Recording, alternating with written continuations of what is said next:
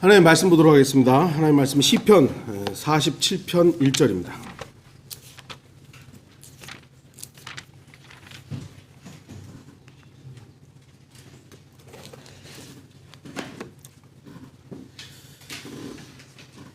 제가 말씀을 읽도록 하겠습니다.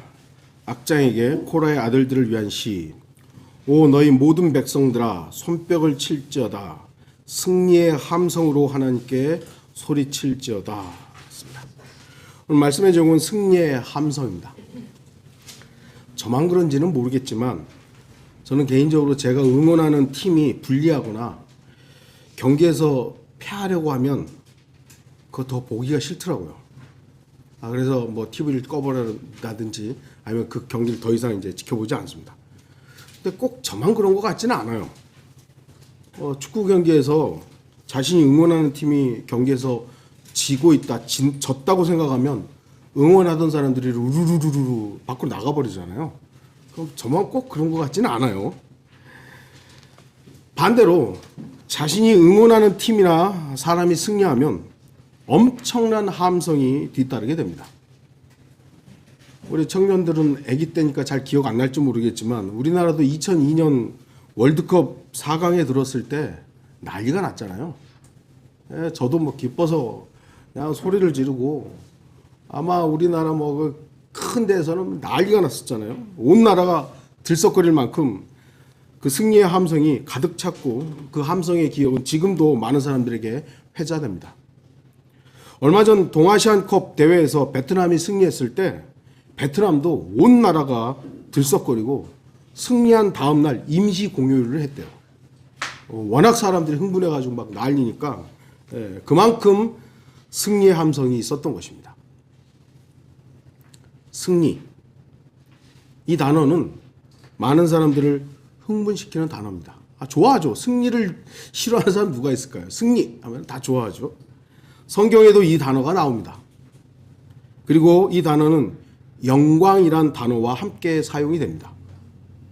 출애굽기 15장 1절과 21절 보시면 이때에 모세와 이스라엘 자손들이 주께 이 노래를 노래하고 고하여 말씀드리기를 내가 주께 노래하리니 주께서 영광스럽게 승리하셨으며 말과 그 탄자를 바닷속으로 빠뜨리셨습니다. 미리암이 그들에게 대답하기를 너희는 주께 노래하라. 이는 주께서 영광스럽게 승리하셨으며 말과 그 탄자를 바닷속에다 던지셨습니다. 영광스럽게 승리하셨다. 출애굽기에서 처음 사용된 승리는 하나님의 영광스러운 승리라고 말씀합니다.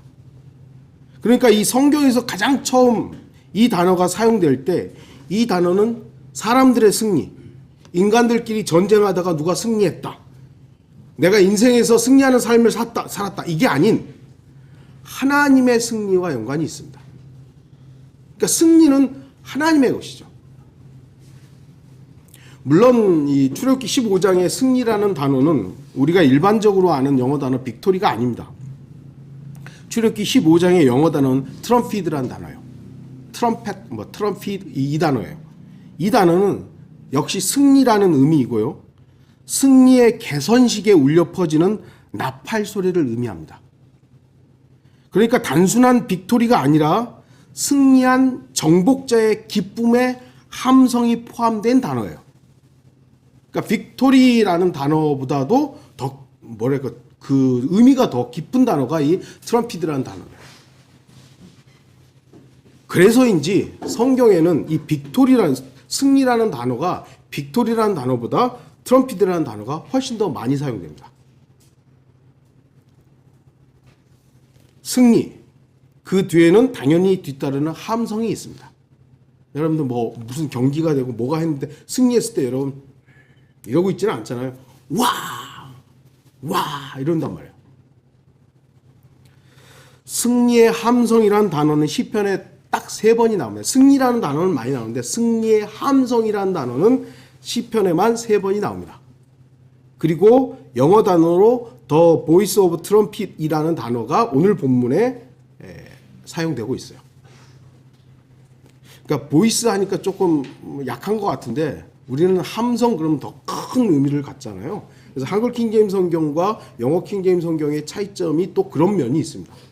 그러니까 우리가 받아들일 수 있는, 영어로 했을 때 보이스 그러면 뭐 작은 소리인지 그냥 뭐 다른 소리인지 모르지만 이것이 번역될 때 함성이라고 우리가 이해할 수 있는 단어로 규정이 되니까 아 그렇구나, 이게 승리라는 게 이렇게 와닿는 거예요. 단순하게 단어만 이렇게 번역하는 게 아니에요. 우리가 이해할 수 있는 의미로 번역이 되어야만 그게 우리에게 성경이 되는 거예요. 여러분은 어떤 때 승리의 함성이 외쳐진다고 생각하십니까? 물론 승리하면 당연히 기쁘죠. 근데 가만히 보십시오. 생각해 보십시오. 상대와의 전력차가 너무 나면 그 승리에 대한 감흥이 크질 않습니다.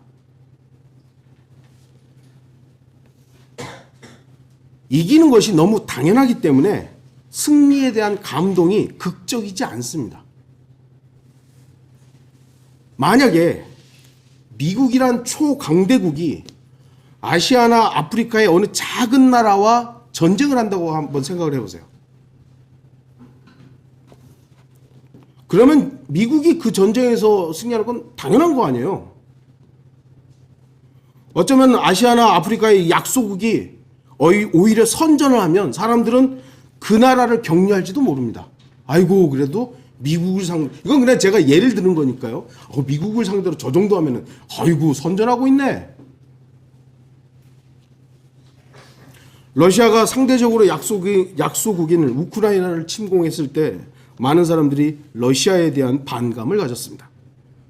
물론 러시아가 뭐 푸틴이 잘한 건 아니지만 푸틴이 왜 그러한 결정을 내렸는지에 대한 것보다는 상대적으로 약소국인 우크라이나를 편들게 됐던 거예요. 아이고 그 약소국이 아이고 저렇게 러시아한테 한 방 당하고 있네. 러시아가 왜 그랬는지에 대한 필요가 없어요. 그냥 알아보지도 않아요. 그냥 아이고 우크라이나.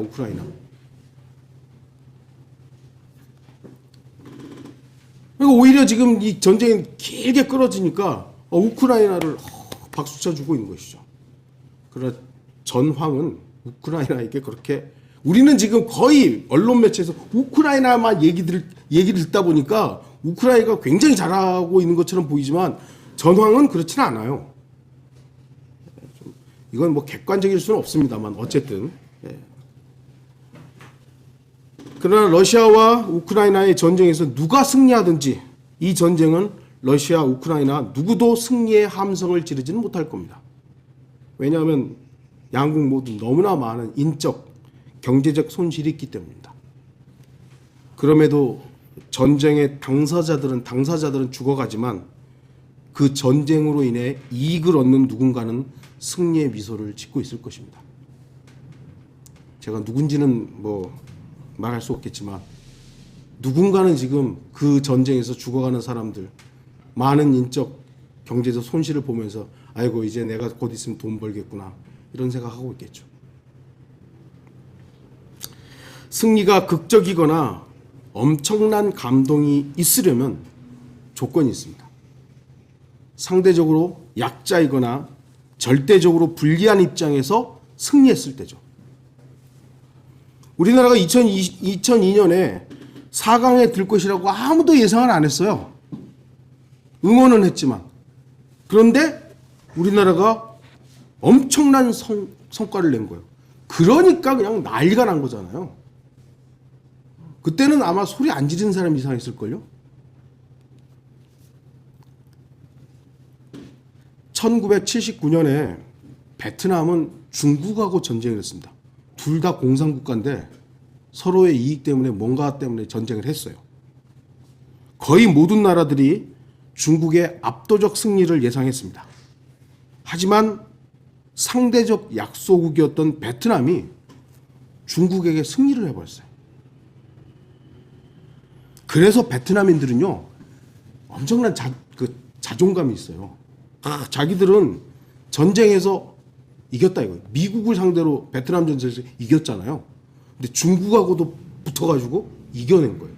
그러니까 이 베트남 사람들은요 엄청난 프라이드가 있어요. 야 우리는 세계 강대국하고 싸워서 다 이겼어. 얼마나 대단한 자신감을 갖겠습니까? 그들의 승리는 단순한 승리 이상의 의미가 있기 때문에 그들의 함성은 더욱더 크다고 할 수 있습니다. 그래서 이번에도 뭐 축구했을 때 난리가 난 거예요. 그러니까 절대적으로 예상하지 못했는데 승리하면 그 함성은 더욱더 극적입니다. 또 하나는 애타게 오랫동안 기다렸던 승리였을 것입니다. 운동 경기를 보면 몇 년 만에 승리를 얻었다. 뭐 몇십 년 만에 승리를 했다. 뭐 이런 얘기들 나오잖아요. 그러면 그 승리의 감동이 더 크죠. 매번 이기면 감동이 그런가 보다. 그건 당연한 거예요. 우리나라도 월드컵 예선 맨날 나가잖아요. 그러니까 그게 당연한 거예요. 만약에 이번에 월드컵 예선을 통과를 못한다. 아마 비난이 엄청날 겁니다. 근데 중국은요, 그렇게 인구가 많은데도 축구는 그렇게 약한가 봐요. 매번 통과를 못해요. 그러니까 이 중국은 월드컵 통과하는 게, 예선 통과하는 게 그냥 한 해 맺혀 있어요. 아마 이번에 통과하면 나라가 잔치가 벌어지겠죠. 왜? 오랫동안 기다려왔던 일들이 이루어지기 때문입니다. 승리를 싫어하는 사람은 없을 것입니다. 패배를 기뻐하는 사람도 없을 것입니다. 그러나 승리가 단순하게 어떤 한 경기뿐이라면, 아니면 전쟁에서의 패배뿐이라면 어쩌면 간단할 수도 있습니다. 하지만 인생에서 실패하고 영적 문제에 패배하면 그것은 심각한 문제입니다. 왜 그렇습니까? 인생은 두 번이 아니기 때문에요. 한 번밖에 살지를 못하기 때문에 이 인생을 실패하면, 승리하지 못하면 심각한 거예요. 누가 대신해 주지도 않아요. 또한 영적 문제에 있어서 실패하면, 거듭나지 않으면 영원한 심판과 저주가 기다리고 있기 때문에 엄청나게 심각한 문제입니다. 그래서 영적인 문제에서도 우리는 승리에 이겨야 돼요. 패배하면 안 돼요. 세상은 하나님을 믿지 않고 그 능력에 대해서도 알지 못하기 때문에 일시적으로 눈에 보이는 것들에 집착합니다. 그래서 마치 사탄이 승리하고 마귀가 의기양양한 것처럼 보입니다. 그러나 성경은 이렇게 말씀합니다. 욥기 20장 5절. 악인의 승리는 짧고 위선자의 즐거움도 잠깐뿐이라는 것이라. 죄인들이 역사에서 아무것도 배우지 못하는 이유는 하나님 앞에서 겸손하지 않기 때문입니다. 수천 년이 흘렀지만 죄인들에게서 바뀐 것은 생활의 편리함 뿐이에요. 1000년 전보다 지금이 생활이 윤택해지고 많이 편리해졌지 인간 자체는 바뀌지 않았어요. 인간의 죄성, 악함, 편파적임, 우둔함, 이런 것들은 아담 이후로 전혀 바뀐 것이 없습니다. 단지 인간들이 실패를 두려워하는 것은, 왜 사람들이 실패를 두려워하냐면 다른 사람은 가졌는데 나는 갖지 못했다는 것 때문이에요. 알랭드 보통이라는 작가가 이런 말을 합니다. 우리는 우리 자신이 같다고 느끼는 죄송합니다. 우리는 우리 자신이 같다고 느끼는 사람들만 질투한다. 우리의 집단에 속한 사람들만 선망한다. 가장 견디기 힘든 성공은 가장 가까운 친구들의 성공이다. 거의 모든 사람들은요, 나와 격차가 있는 사람에 대해서 질투나 시기심을 느끼지 않아요. 여러분들 일론 머스크에 대해서 질투심을 느낍니까? 안 느껴요. 왜냐하면 나하고 너무 먼 사람이기 때문에. 그 사람은 돈을 많이 가졌든 뭐 했든 나의 관심사항에 부럽긴 하지만 나의 친구가 성공하고 나보다 못한다고 생각하는 사람이 잘 되고, 내가 만만하게 봤던 사람의 누군가의 자식이 성공하면, 잘 되면 밤에 잠을 못 자요. 그게 인간이에요. 내 옆에 있는 사람이 나보다 잘 돼. 그러면 그게 배가 아파요.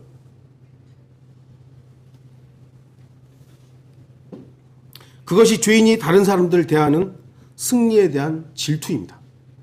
아, 저 사람 잘 돼? 나하고 같이 일했던 사람이 승진을 해. 뭐 사업에 성공을 해. 그러면 그게 이제 배알이 꼴리는 거죠. 꼬이는 것이죠. 하지만 가만히 생각해 보십시오. 그 죄인들의 내 옆에 있는 누군가의 성공은요, 결코 길지 않습니다. 길어봐야 40년, 50년이에요. 나하고 옆에 있는 사람은 거의 나하고 연배가 비슷할 거 아니에요. 많든 적든지 간에. 그래봐야 이 사람 40년, 50년 살다가 죽으면 그 성공은 없어져요. 그러한 짧은 승리에 대한 함성을 우리 그리스도인들이 질러야 할 이유가 없습니다. 우리 그리스도인들은 남과 비교해서 사는 게 아니에요.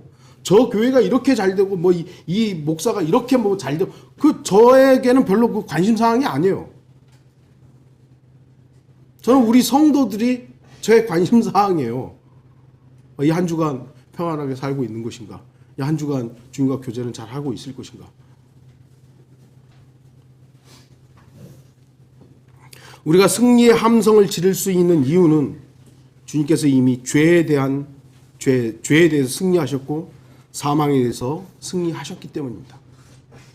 이사야 25장 8절, 그가 승리 안으로 사망을 삼키실 것이요 또 주 하나님께서 모든 얼굴에서 눈물을 닦아주시며 자기 백성의 책망을 온 땅으로부터 제하시리니 이는 주께서 그것을 말씀하셨습니다. 고린도전서 15장 54절 55절, 이 썩을 몸이 썩지 아니함을 입고 또 이 죽을 몸이 죽지 아니함을 입게 되면 그때 사망이 승리 속에 삼킨 바 되었느니라고 기록된 말씀이 이루어지리라. 오 사망아, 너의 쏘는 것이 어디 있느냐? 오 음부야, 너의 승리가 어디 있느냐? 여러분, 이 승리에 대한 믿음이 확고하십니까? 이런 믿음, 예수 그리스도를 통해서 죄와 사망을 이겼다라는, 승리했다는 이 믿음 여러분 있으십니까? 대답들이 없으세요. 그냥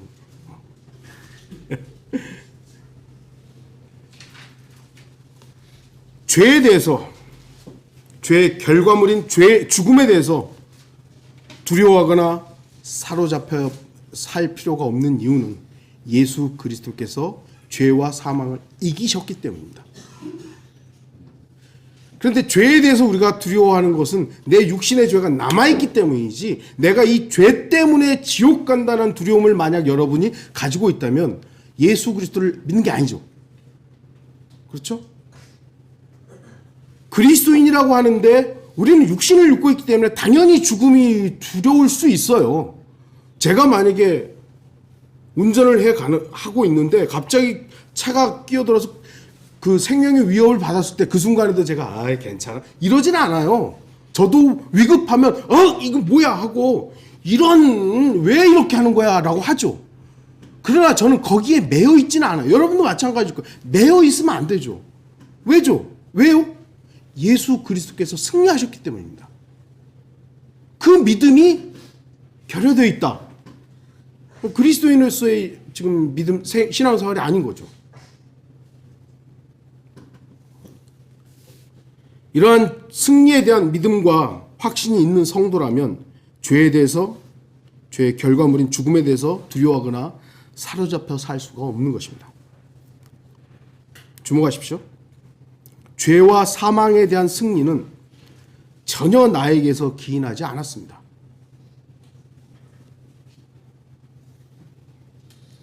우리 죄인은요, 자기 죄를 향해서 이겨본 적이 거의 없습니다. 이미 예수 그리스도의 승리로 죄에게 이겼다고 선언할 수 있는 지금도 우리가 스스로의 능력으로 죄에게 승리하기란 불가능합니다. 여러분 이미 죄의 문제 해결하셨죠? 근데 죄 짓고 있잖아요. 그럼 도대체 뭐가 잘못된 겁니까?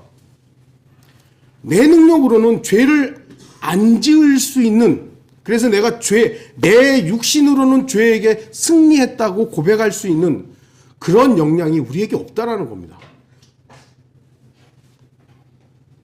그렇기 때문에 죄에 대해서, 사망에 대한 승리는 오로지 주 예수 그리스도로부터 출발하는 겁니다. 예수님이 이기셨다. 나는 그 승리에 동참하고 있는 거다. 그 승리를 나는 믿는 거다. 이 믿음이 우리를 죄에서 승리를 얻게 한다 하는 이 사실을 잊지 말아야 됩니다. 우리가 죄에서 승리하는 것은 예수 그리스도의 승리에 근거하는 것뿐이에요. 내가 죄를 이길 수 있는 능력이 있다 착각하면 안 됩니다. 없어요. 우리는 오로지 예수 그리스도만 나를 죄에서 깨끗하게 하시고 구원할 수 있는 유일한 분이십니다. 누군가 우리에게 구원 받았습니까? 묻는다면 여러분 뭐라고 대답하실 거예요? 구원 받았습니까? 근데 그 구원이 뭡니까? 구원이라는 것은 말 그대로 구출이에요. 구출. 이렇게 위험에 있거나 뭐 할 때 거기로부터 이렇게 빠져나오는 거, 이게 구원이에요. 그럼 뭘로부터 여러분 구원 받으셨어요? 죄예요. 죄로부터. 그리고 죄의 결과인 지옥으로부터 안전하냐 이거죠. 여러분 그러세요?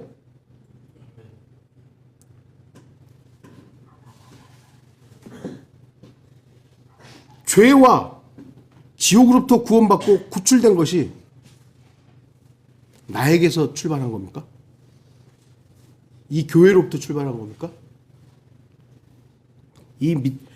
아니죠. 오직 예수 그리스도의 피의 공로입니다. 이 믿음이 우리를 승리자의 편에 서게 하는 겁니다.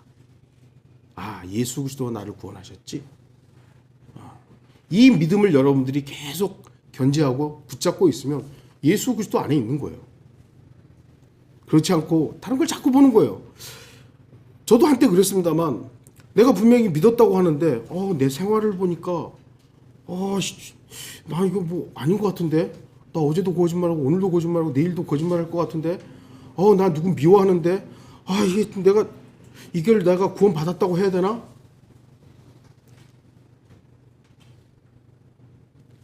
마귀는 자꾸 나를 보게 해요. 나를. 그럼 나를 보면 구원받을 자격이 있습니까?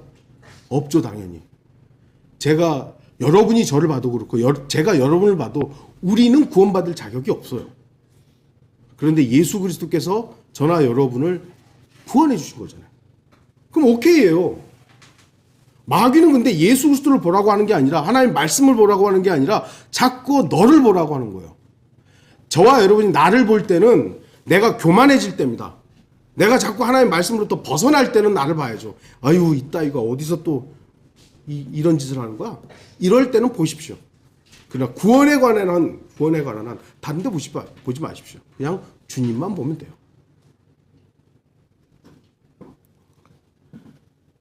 저와 여러분이 승리자의 편에 서 있다면 죄와 사망은 우리에게 어떤 영향도 끼치지 못합니다. 그리스도인은 믿음으로 세상을 이깁니다. 구원받았다고 하지만 세상에 대해 승리하지 못하는 이유는 믿음으로 살지 못하기 때문입니다. 요한일서 5장 4절, 이는 하나님께로부터 태어난 자는 누구든지 세상을 이기기 때문이라. 세상을 이기는 승리는 이것이니 곧 우리의 믿음이라. 믿음으로 승리한다는 것이 어떤 의미입니까? 나를 근거로 살지 않는다는 말입니다. 믿음은 대상이 있는 거잖아요. 나를 믿고 살면, 세상 사람들이 대부분 자기를 믿고 살잖아요. 그러면 그 사람은 세상을 이기는 게 아니라 세상과 하나가 되는 거죠. 그러나 우리의 믿음의 대상이신 예수 그리스도를 통해서 살면 세상을 이기신, 죄를 이기신 예수 그리스도로 인해서 그 믿음으로 우리는 세상을 향해 승리하게 됩니다. 믿음은 대상이 있고 실체가 있습니다. 우리가 믿는 분은 어떤 환상적인 대상도 신비적인 대상도 아닙니다. 분명한 실체가 있고 뚜렷한 형체가 있습니다. 단지 지금 내 눈앞에 계시지 않는다는 것뿐입니다. 그런데 지금 우리 눈앞에 만질 수 있는 실제 형태가 없기 때문에 존재하지 않으신 것입니까? 여러분, 예수님 만난 적 있으세요? 영적인 거 말고요. 눈으로 본 적 있으시냐고요. 만져본 적 있어요? 네? 사도들처럼, 바울처럼 만난 적 없잖아요. 근데 예수님 실제한다고 믿으세요? 지금 어디 계시는데요? 저 위에 계시고 더 중요한 거, 여기 계셔야 되는 거예요. 여기 내 안에 계셔야 되는 거예요. 저기만 자꾸 하나님을 보고 예수님 저기 예수님 이것은 물론 위치상으로 성경이 말씀한 셋째 하늘에 계시죠. 그러나 성경은 그것만 말씀하는 게 아니잖아요. 내가 너희 안에, 너희가 내 안에 있다고. 내 안에 계신 거잖아요. 어떤 의미에서는 저 멀리 계신 하나님보다 내 안에 계신 분이 더 중요한 거예요. 이거는 중요성을 따지자는 건 아니지만 여기 계신 분이 나의 오히려 더 중요한 분이시죠. 그래서 제가 여러분을 사랑하고 여러분이 저를 사랑할 수 있는 근거가 되는 거예요. 여러분 안에 예수 그리스도가 없으면, 제 안에 예수 그리스도가 없으면 저와 여러분들이 사랑해야 될 이유가 없잖아요. 안 그런가요? 주님은 서로 사랑하라는데 저와 여러분들이 언제 봤다고 오래 본 사람들이 있지만 어느 순간 탁 틀어지면 끝나잖아요. 그런 사람들이에요. 그런데 왜 서로를 사랑하고 서로를 섬기고 그럽니까? 제가 여러분을 왜 존중하는 겁니까? 여러분이 저를 왜 존중하는 겁니까? 여러분 안에 있는, 제 안에 있는 예수 그리스도 때문이죠. 이거 놓치면 안 돼요.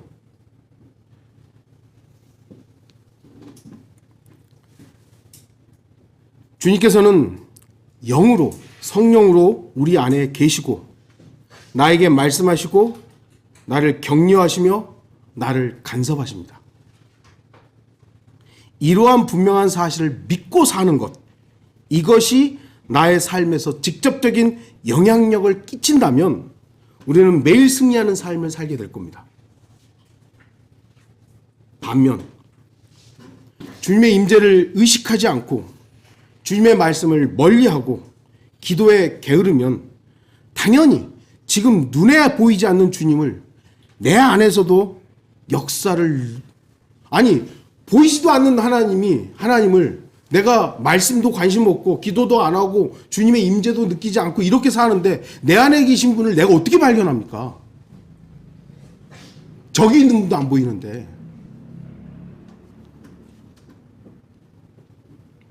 그러면 그 사람이 구원받았다 할지라도 믿음으로 산다라는 것은 그냥 이론일 뿐이에요. 그러면 그냥 자기 힘과 자기 생각과 자기 판단으로만 살게 됩니다. 저는 그런 사람들 많이 봤어요. 저도 한때 그랬었고요. 그러한 삶은 나중으로 이렇게 돌아보면요, 자기 만족도 없어요. 어정쩡한 거예요. 그리스도인으로 산 것도 아니고 세상 사람으로 산 것도 아니고 세상이 주는 유혹에 팍 빠지자니 그건 좀 아닌 것 같고 그리스도인인데 그렇다고 그리스도인으로서 온전히 살고자 하니 이게 또 너무 버거운 것 같고 그러니까 어정쩡하게 살면 자기 만족도 없는 거예요. 여러분 그렇게 결단해야 되는 겁니다. 난 주님을 위해 살겠다. 에이 대마처럼 할랜다. 누가 해주겠어요? 여러분이 선택하는 겁니다. 누가 대신해 주지 않아요. 우리는 매일의 삶 속에서 승리해야 합니다. 고린도후서 2장 14절 항상 우리를 그리스도 안에서 승리하게 하시고 또 어느 곳에서나 우리로 하여금 그분에 관한 지식의 향기를 나타내게 하시는 하나님께 이제 감사하노라. 항상이라 그래. 항상. always. 늘 언제나. 그리고 이 승리는 반드시 그리스도 안에서입니다. 그리스도 안에서요. 이미 성경은 역사의 마지막 승리가 예수 그리스도이심을 분명히 제시합니다.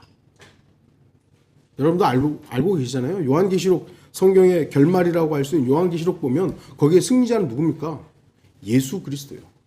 예수 그리스도께서 흰말을 타고 쫙 올 때 우리는 그 뒤를 따르는 것이지 예수 그리스도를 도와서 이 세상을 심판하러 오는 게 아니에요. 예수님이 홀로 전진하실 때 우리는 뒤에 따라가는 거예요. 승리자는 예수 그리스도인 거예요. 그리고 그 전리품을 주님께서 우리에게 나눠주실 때, 야, 내가 예수님하고 함께 싸웠던 이런 전리품이 나에게 오네가 아니라 주님이 주시는 것에 대해서 그냥 감사로 받는 것이죠. 성경을 믿는 사람이라면 이 사실을 거부할 수 없습니다.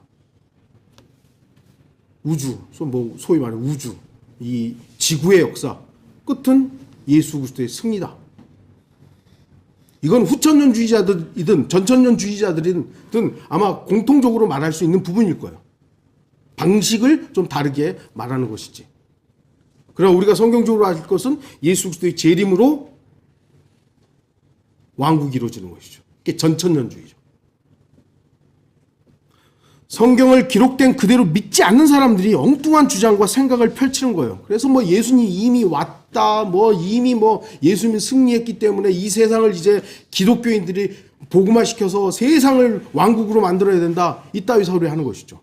인간들이 할 수 있는 내용이 아니에요, 그거는.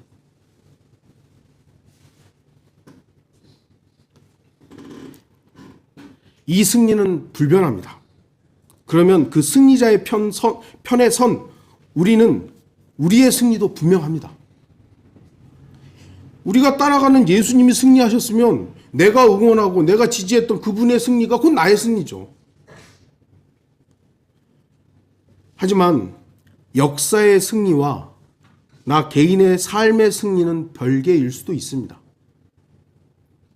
내가 응원하는 팀이 이겨서 함성 지르고 기분이 아주 좋은데 나는 옆집에 일진한테 얻어 터질 수가 있어요. 지가 응원하는 팀 안 했다고 나는 그 일진한테 깡패한테 주워 터질 수가 있어요. 우리나라가 월드컵에서 우승했다 이건 가정입니다만 너무 좋아가지고 와 하는데 나는 강도에게 칼에 찔 수가 있어요. 예수 그리스도의 승리로 우리 개인도 승리자의 반열에 들어갈 수 있어요. 그러나 나 개인이 그 승리의 함성에 함께 참여하지 않고 엉뚱한 짓 하고 있으면 나는 패배자가 될 수도 있다는 겁니다. 그게 영적 전쟁의 다른 면이죠. 주님의 승리가 이미 결정된 것은 성경이 말씀하는 분명한 진리입니다. 그래서 그대로 될 겁니다. 하지만 내가 승리하는 삶을 살려면 그리스도 안에 있어야 합니다. 그리스도 안에서 승리가 항상 이루어지지 않는다면 나 개인의 삶은 비참할 수도 있습니다. 그렇기 때문에 그리스도인은 항상 그리스도 안에 있어야만 합니다. 그래야만 승리의 함성을 외칠 수 있습니다. 이제 결론을 맺겠습니다. 여러분 주 예수 그리스도의 편이십니까? 그렇다면 저와 여러분은 이미 승리자의 편에 선 겁니다. 이미 승리자의 편에 우리는 승리했죠. 그리고 승리자이신 예수 그리스도는 그 전력이 절대적이고 막강합니다. 왜냐하면 주 예수 그리스도는 영원하시고 위대하시며 전능하신 하나님이기 때문입니다. 우리는 하나님의 편에 서 있는 거예요. 이 정신 나간 어떤 사람들은 사탄 숭배자들이 있죠. 사탄 숭배자들은 하나님과 마귀가 세력이 비등비등하고 마귀가 하나님과 싸워서 혹시 이길 수도 있다라는 그런 생각을 하는 거예요. 마귀가 주는 속임수죠. 마귀는요, 하나님의 발톱 떼도 안 돼요. 존재 자체가 이미 하나님은 다 정해놨기 때문에 마귀는 하나님을 대항하는 게 아니에요. 대항할 수도 없어요. 단지 하나님께서 자신의 역사를 이루시기 위해서 마귀를 사용할 뿐이죠. 근데 마귀는 교만하기 때문에 교만해서 그 사실을 인정하지 않는 거예요. 그래서 내가 할 수 있다고 생각하는 거죠. 하나님, 또 내가 이렇게 말하면 하나님도 내 말에 따른다고. 욥의 경우가 그랬잖아요. 보라고. 사탄 마귀와 하나님과 비교하는 것은 가당치도 않습니다. 그래서 주님의 승리는 어쩌면 너무나도 싱거운 거죠. 하나님과 마귀가 전쟁에서 누가 이기냐? 성경이 이미 하나님이 이기는 거예요. 예수 그리스도 이기는 거예요. 야, 이건 너무 싱거운데? 마귀는 하나님의 대항도 못하는 존재인데?